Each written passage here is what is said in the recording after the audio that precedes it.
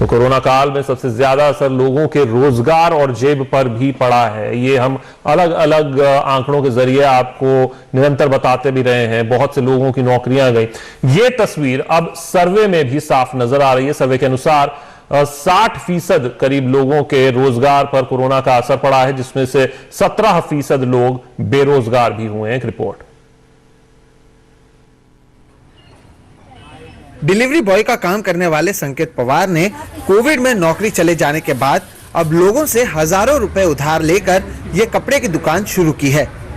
कई दिनों तक नौकरी खोजने के बावजूद कोई नौकरी नहीं मिली तो उन्होंने दुकान खोलने का फैसला किया।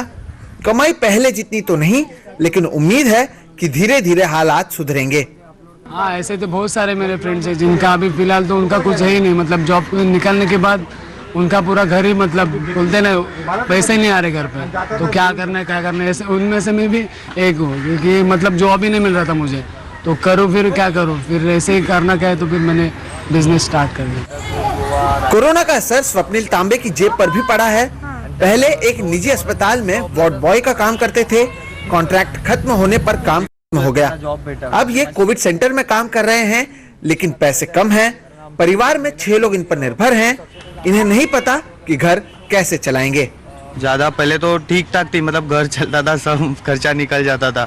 अभी तो इतनी भी नहीं है कि मतलब उसमें घर भी ना चले और दूसरा भी कुछ ना कर सकते, खुद का खर्चा ऐसे। तो अभी इतनी सैलरी कम हुई है तो मुझे भी खूब प्रॉब्लम हो रहा है, पर जॉब नहीं है यहाँ पे। अभी सब लॉकडाउन के बाद में जॉब भी सब बंद है, ऊपर से ट्रेन बंद है, तो आने जाने में भी बहुत तकलीफ होती है, उसमें भी खर्चा चला जाता है।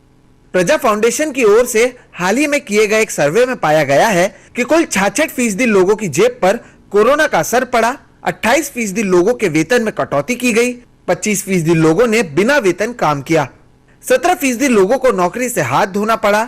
दिसंबर 2020 में प्रजा फाउंडेशन ने यह सर्वे किया, जिसमें 2087 परिवारों से उन्होंने बात की।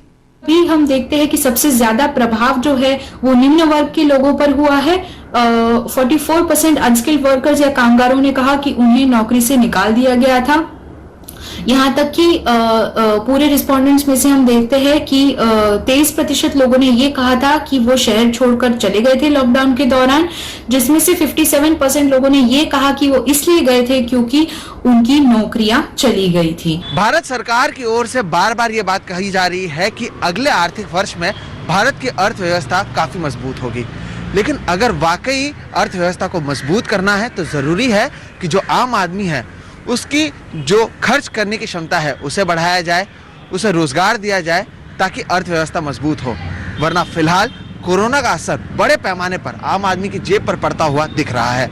मुंबई से कैमरा पर्सन राजेंद्र दयालकर के साथ सोहित मिश्रा, एनडीटीवी इंडिया।